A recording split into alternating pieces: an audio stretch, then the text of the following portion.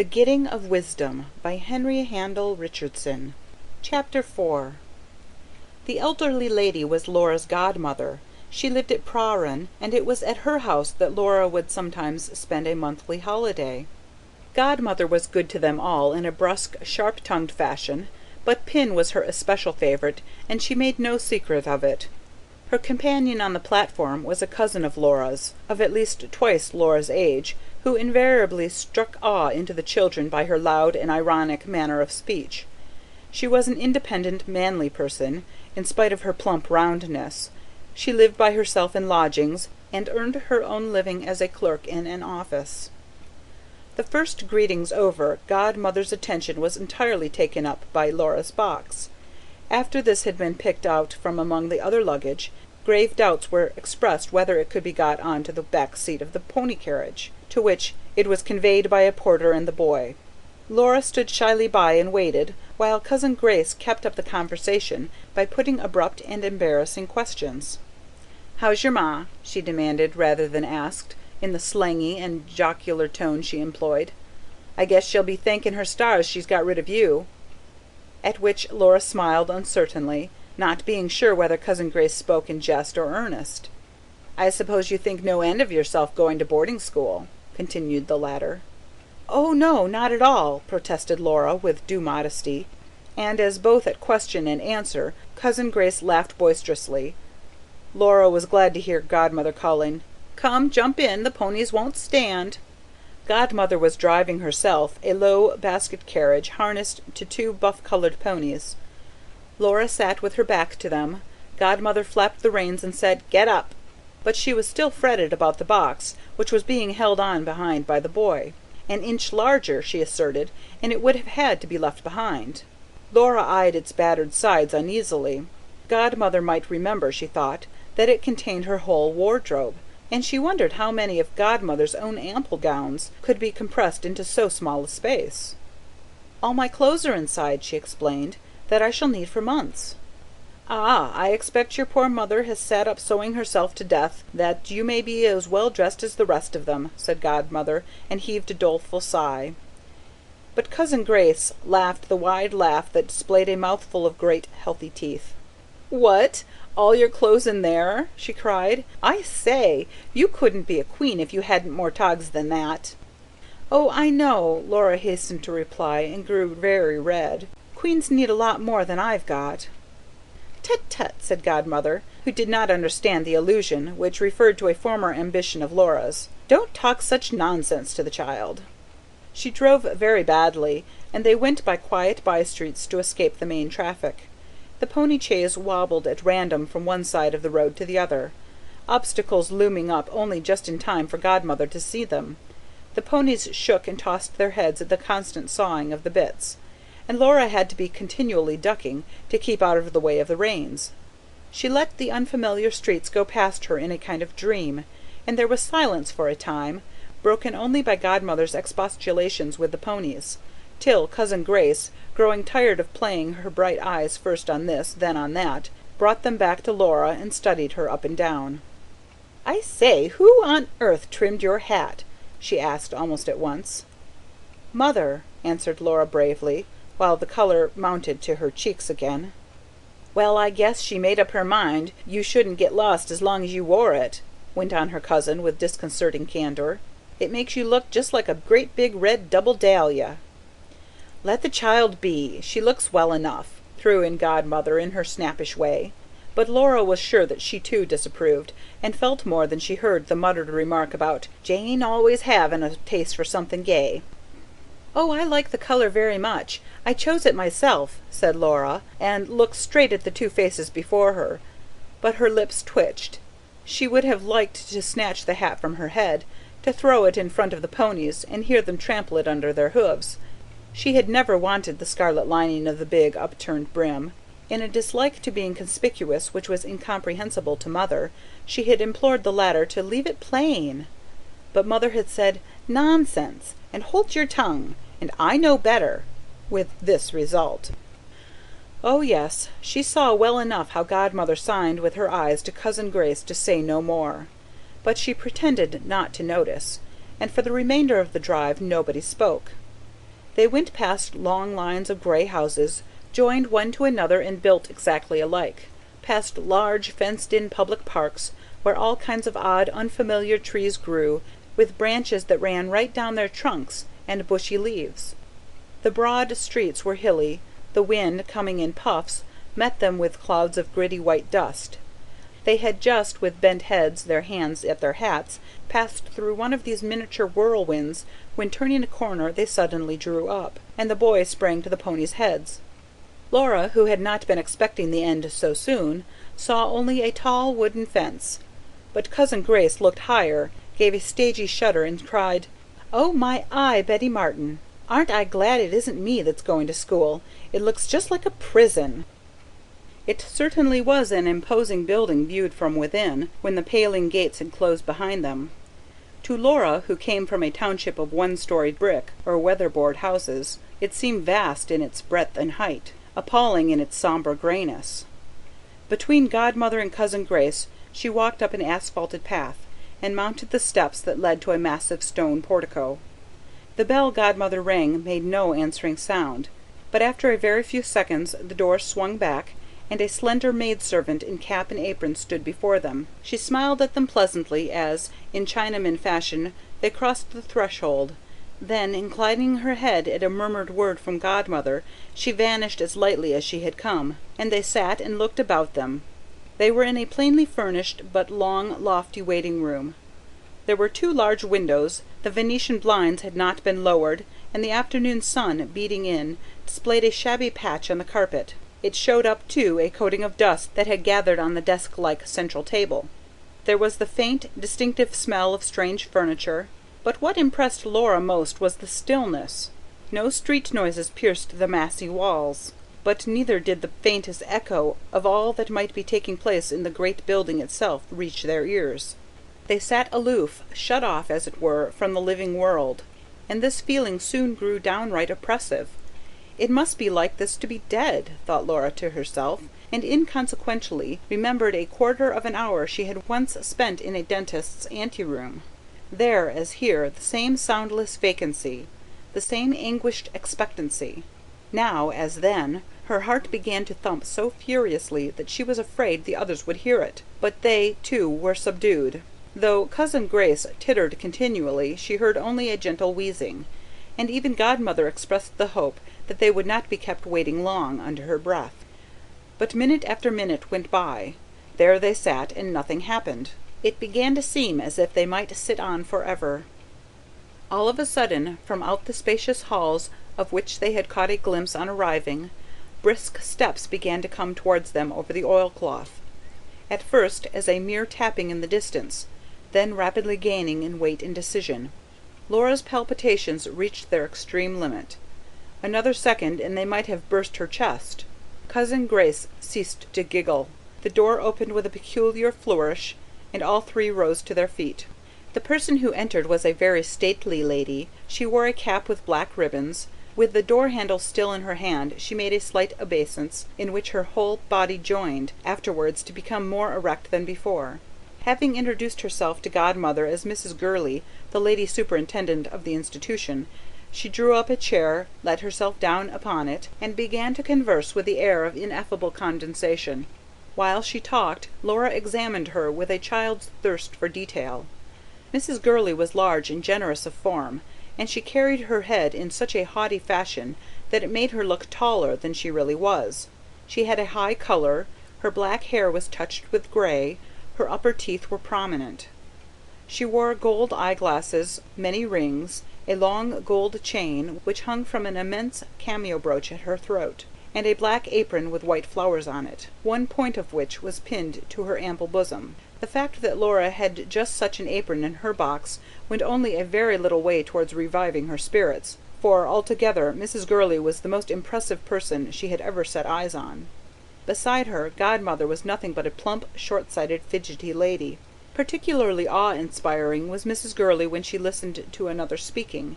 She held her head a little to one side, her teeth met her underlip, and her big ringed hands toyed incessantly with the long gold chain, in a manner which seemed to denote that she set little value on what was being said.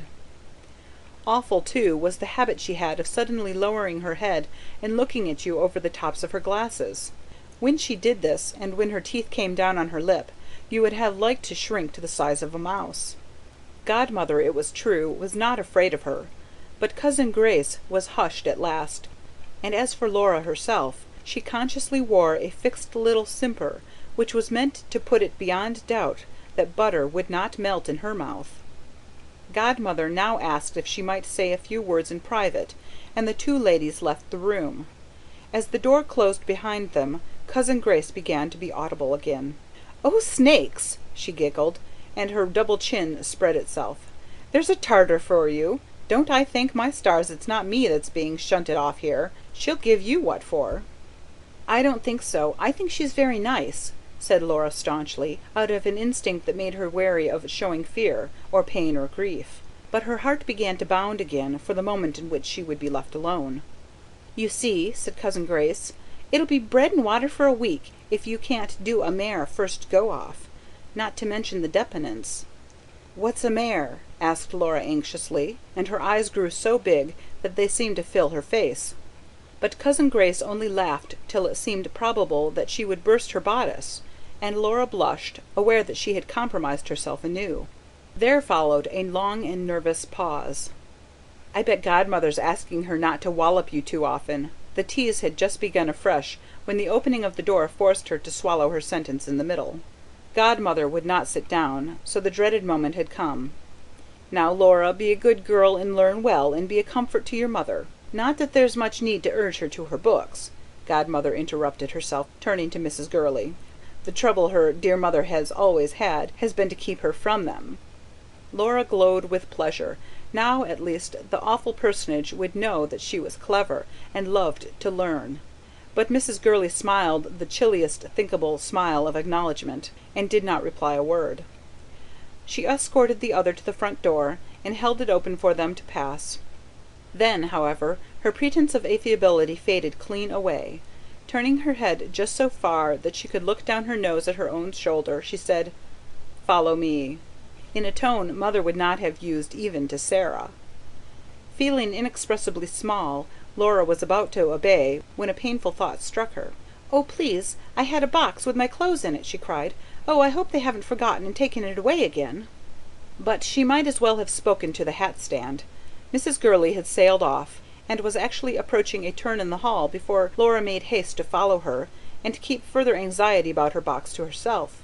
They went past one staircase, round a bend into the shadows as black as if outside no sun were shining, and began to ascend another flight of stairs, which was the widest Laura had ever seen.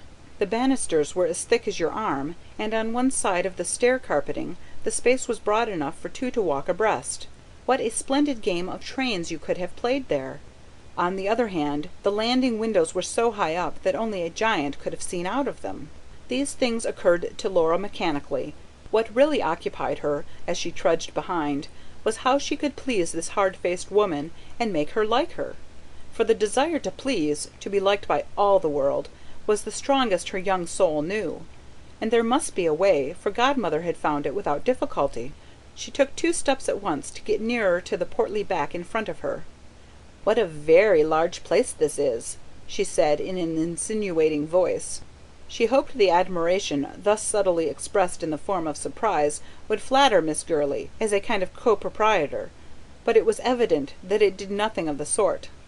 The latter seemed to have gone deaf and dumb, and marched on up the stairs, her hands clasped at her waist, her eyes fixed ahead, like a walking stone statue. On the top floor she led the way to a room at the end of a long passage. There were 4 beds in this room, a washstand, a chest of drawers, and a wall cupboard. But at first sight Laura had eyes only for the familiar object that stood at the foot of one of the beds. "Oh, there's my box!" she cried. "Someone must have brought it up."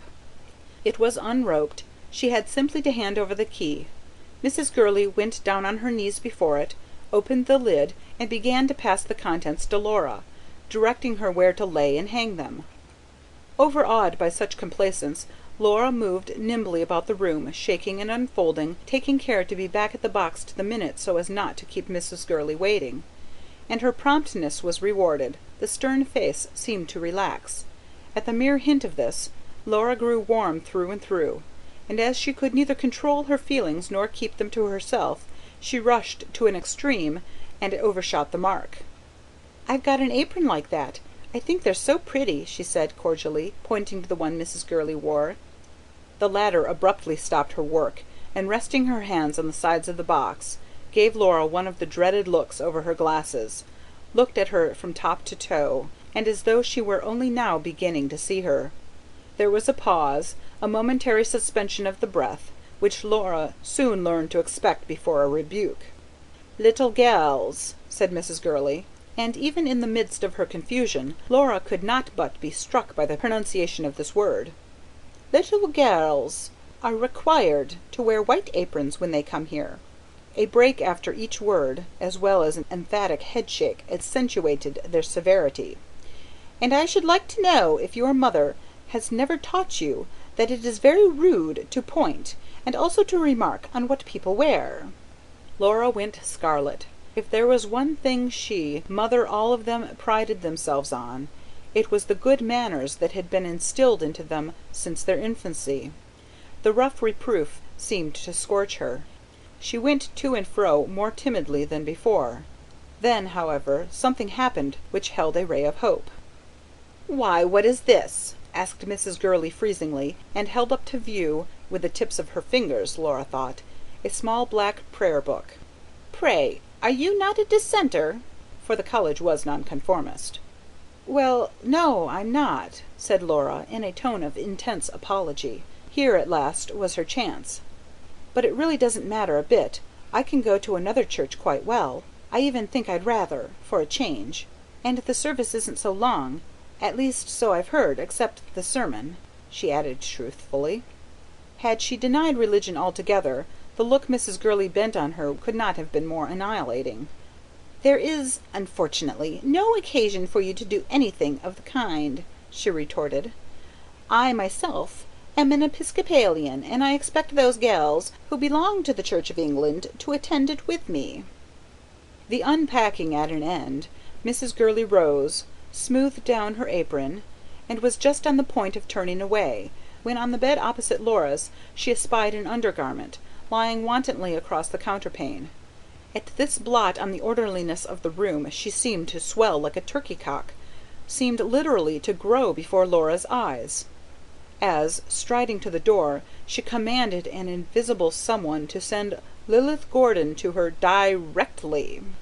There was an awful pause. Laura did not dare to raise her head. She even said a little prayer. Mrs. Gurley stood working at her chain and tapping her foot, like a beast waiting for its prey, thought the child. And at last a hurried step was heard in the corridor. The door opened and a girl came in, high-coloured and scant of breath. Laura darted one glance at Mrs. Gurley's face, then looked away and studied the pattern of a quilt, trying not to hear what was said. Her throat swelled, grew hard and dry with pity for the culprit. But Lilith Gordon, a girl with sandy eyebrows, a turned-up nose, and a thick plait of red gold hair, and a figure so fully developed that Laura mentally dubbed it a lady's figure, and put its owner down for years older than herself. Lilith Gordon neither fell on her knees nor sank through the floor. Her lashes were lowered in a kind of dog-like submission, and her face had gone very red when Laura ventured to look at her again. But that was all. And Mrs. Gurley having swept Jove-like from the room, this bold girl actually set her finger to her nose and muttered, "Old brimstone beast!" As she passed Laura too, she put out her tongue and said, "Now then, goggle-eyes, what have you got to stare at?" Laura was deeply hurt. She had gazed at Lilith out of the purest sympathy, and now, as she stood waiting for Mrs. Gurley, who seemed to have forgotten her, the strangeness of things and the general unfriendliness of the people struck home with full force. The late afternoon sun was shining in an unfamiliar way. Outside were strange streets, strange noises, a strange white dust, the expanse of a big, strange city. She felt unspeakably far away now from the small, snug domain of home. Here nobody wanted her. She was alone among strangers, who did not even like her. She had already, without meaning it, offended two of them. Another second and the shameful tears might have found their way out. but at this moment there was a kind of preparatory boom in the distance, and the next a great bell clanged through the house, pealing on, long after one's ears were rasped by the din. It was followed by an exodus from the rooms round about. There was a sound of voices and of feet. Mrs. Gurley ceased to give orders in the passage, and returning bade Laura put on a pinafore and follow her. They descended the broad staircase. At a door just at the foot Mrs. Gurley paused and smoothed her already faultless bands of hair, then turned the handle and opened the door with a majestic swing Laura had that day once before observed.